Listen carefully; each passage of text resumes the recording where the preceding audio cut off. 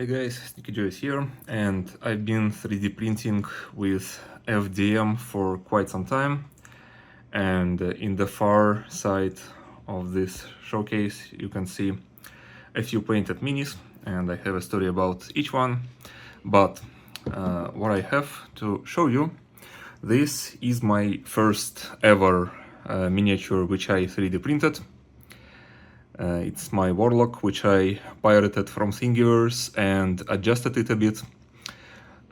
It was a very short campaign, and this was the first time I 3D printed miniature for my own game and for several people I was playing with, and this was printed 3 years ago. You can see the fingers, you can see the nose piece over here, the sticking out nose. And I have a few tricks up my sleeve on how to get this level of quality. You can also see some artifacts on the clothing, which also kinda mimic the fabric of the pants. Like those lines, they are not painted.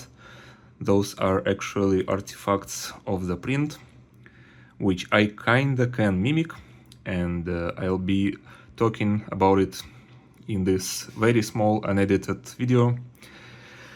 And I'll show you what it's all is about. This 1-second miniature was printed at BambuLab X1C with 0.4mm nozzle, and it's quite similar, but you can see that on the pants there are no such artifacts, like there is no grid.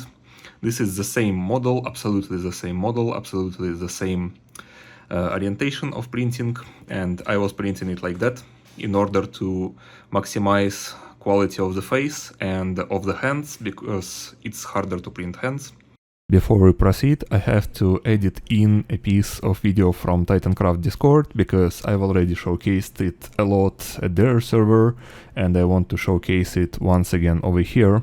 You can see my description and sort of timeline of how I was developing my skills for printing FDM miniatures.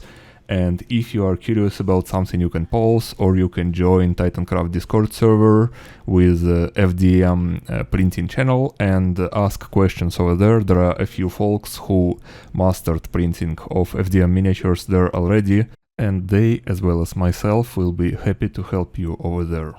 And let's go through other miniatures I have here.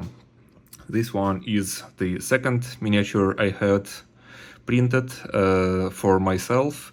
This one is printed on X1C again and assembled. The sword was printed separately. This is a very complex shape, and it would be unreasonable to print it with this standing orientation like I did.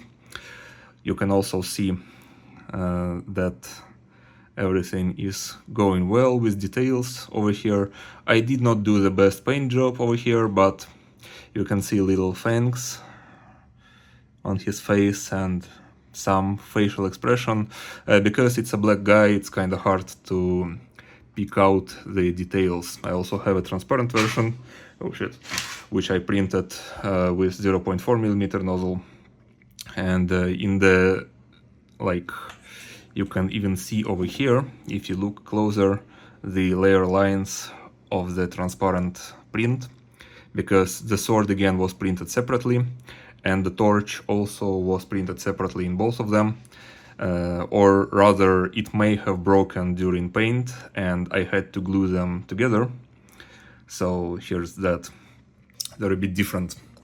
And another miniature, this one I was doing test of my support profile for A1 mini printer. This one is a bit rough because my profile, which I developed for A1 mini, it doesn't really do a good job with hollow parts like armpits or some pits like between legs where it's covered by skirt. But again, I did paint this miniature, and I kinda like the final look of it. Again, I didn't play with this one, and the sword is printed as a single piece. I did not print it separately. I did have some troubles with it, so it's a bit curled, because I had to warm it to warp it slightly, and this sword guard over here also fell off during printing, but the rest was printing flawlessly and I didn't have any troubles with it. So how did I get there? Well, initially I got my older printer, which was used for printing this piece. It was Gigamaker A3S model. Very whiny and very slow and poorly calibrated printer. I was using it, then I went to BambuLab X1C.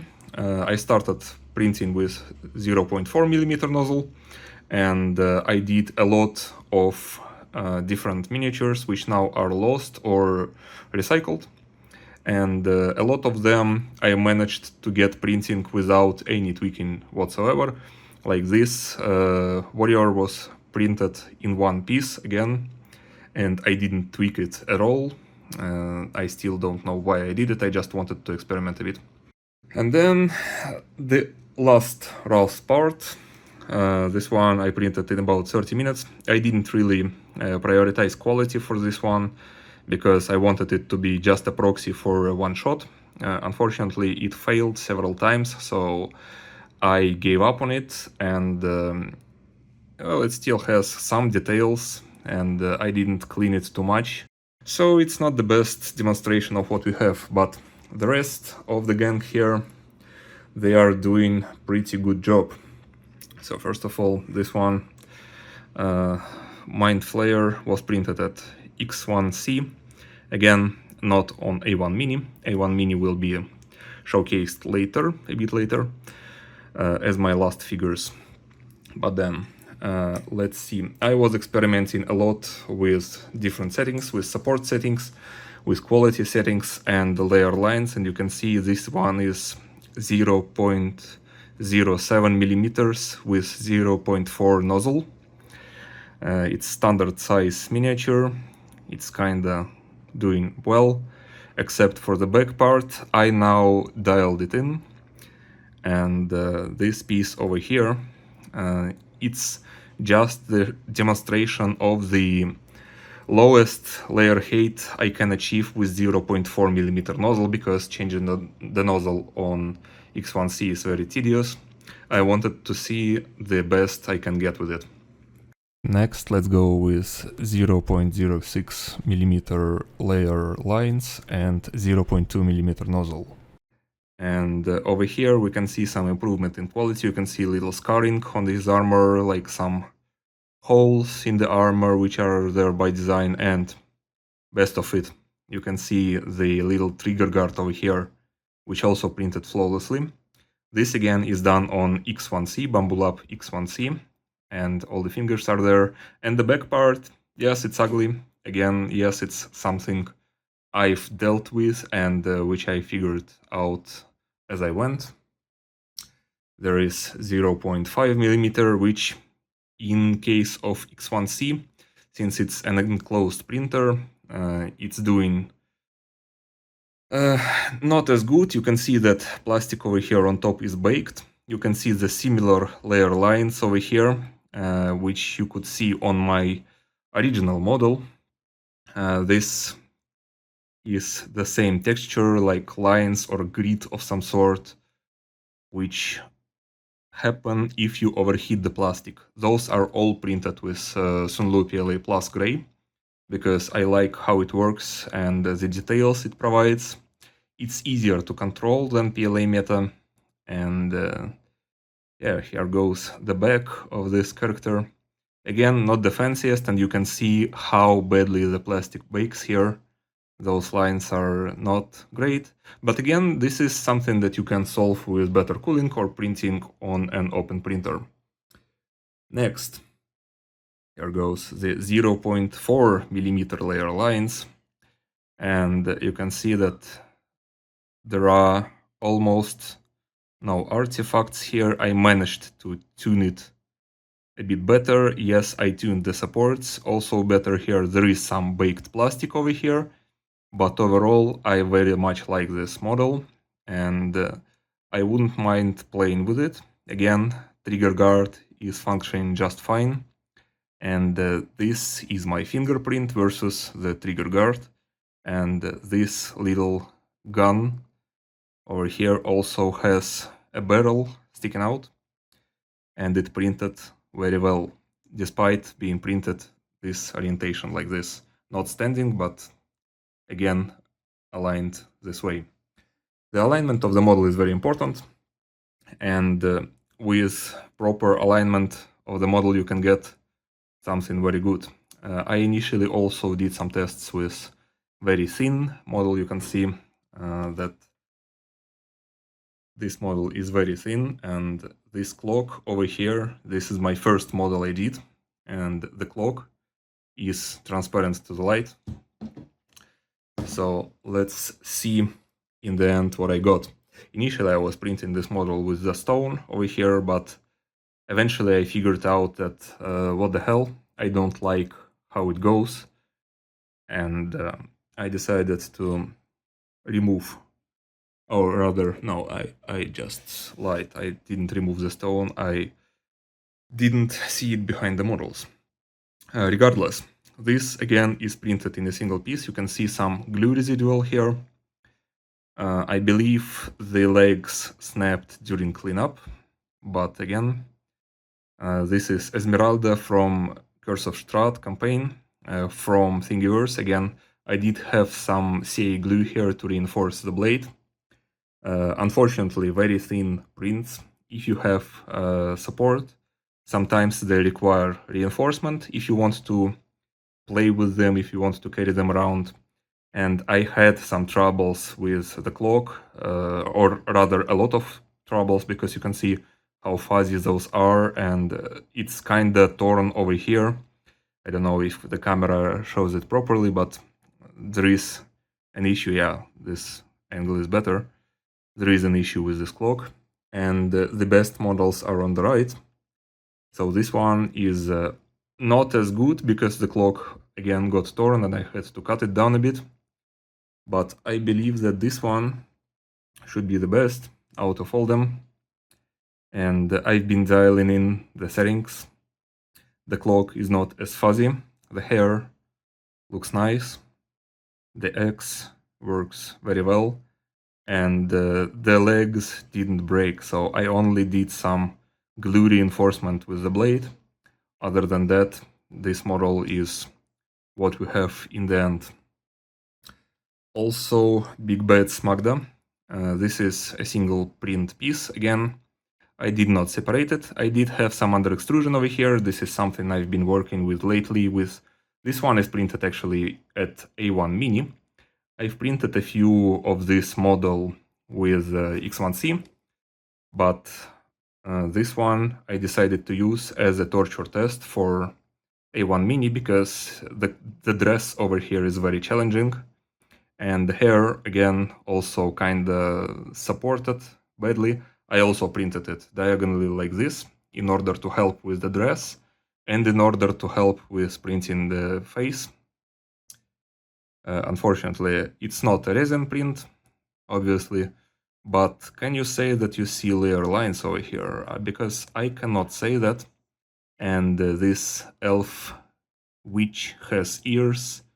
She has a little tiara on her head, I believe it's called. This one printed with A1 Mini, with all my tweaks I've developed over the years, and this elf lady is something we've been having with Titancraft. One of the guys at Titancraft made a model of Sadomaso party of villains, and I decided that I very much liked this model and I wanted to print it on a FDM 3D printer, despite the chain. Normally the chain is not something you'd be printing with an FDM printer, and over here, if it will finally focus, you see that the chain has all the necessary details. I did have some troubles with cleaning up initially because, again, my profile adds a bit too much support to different holes like armpits, holes between the legs, holes between the hair and the body. So I experimented with 90% and with 100% size of the original model, because in Titancraft you can set up sizes, and this is 90%. This is standard 8 mini, which would be used by most people.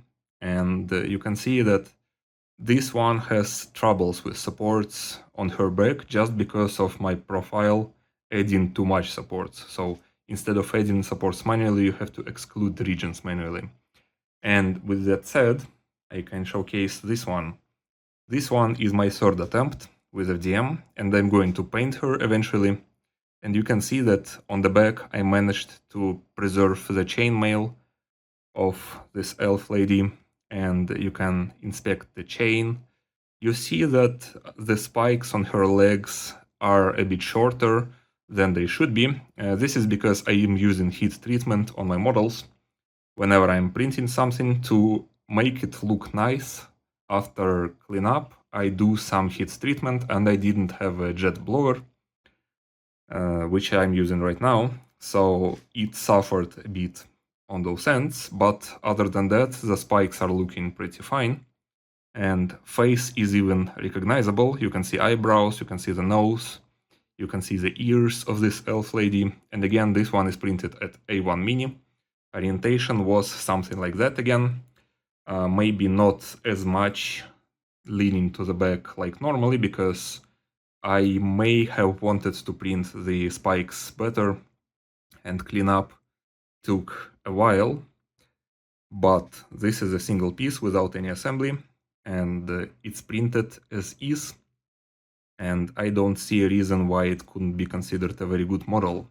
And what I'm saying here is that I know a thing or two about printing miniatures with FDM, and I've been sharing the information in Titancraft Discord. There is a channel for FDM printers, which I asked to create specifically for myself, and there are some other folks who are joining in with older printers, with Enders, with some other bedslingers and stuff, and those people are enjoying ability to print higher quality miniatures, and they don't use resin at all in this particular channel. There is a channel for resin printers, but I am not visiting it because I myself wanted to print FDM since I originally just got FDM printer, and the main idea here is that you need to orient your model properly, because normally you can get higher quality for the face if you put the face upwards like this. Next, you want to set up very thin tree supports and exclude some troubled regions. Sometimes it's worth to try several times, like I did with this elf. Like I tried printing first at 90%, like this, and you can see the support mess I had. Then I went with 100% of the original, and it turned out pretty fine. And after that, I erased supports on the back over here, and it printed pretty fancy good. And again, this is A1 mini printer, very cheap, BambuLab bedslinger, and you can get similar results on A1 if you just move the model from the middle to the side and to the corner of the bed, because it wouldn't be heated as much. And you don't have to use PLA Meta for that, because PLA Meta doesn't give you as precise temperature control as PLA Plus does. The more temperature you can variate for the model, the better quality models you get. Again, this is not all my success I've had in my life. In Titancraft Discord, I shared how I went from this model to this model, and there is a thread about it. There are models I printed like in 30 minutes, like a Mandalorian miniature about this same size and with similar quality. I printed in 30 minutes. This one elf is printed in about 2.5 hours, I believe. This one is printed, I believe, in about 1.5 hours. I may be mistaken because I printed them a while ago, but I decided to just make this small, short talking video just because a lot of people are catching up on FDM 3D printing, And I'm really open to collaboration. I'm really interested in sharing my knowledge and maybe showcasing some of my other prints, because I have some videos for them. Maybe somebody will be interested in that. So give me a comment if you are wondering how this process is going on. And in TitanCraft Discord, if you really wish, you can just go and download my A1 mini profile. And you can also go and download my X1C profile, which I've been using to create most of those miniatures for 0.2mm nozzle as well as 0.4mm nozzles. But I haven't been updating those for a while. I hope this was somewhat interesting.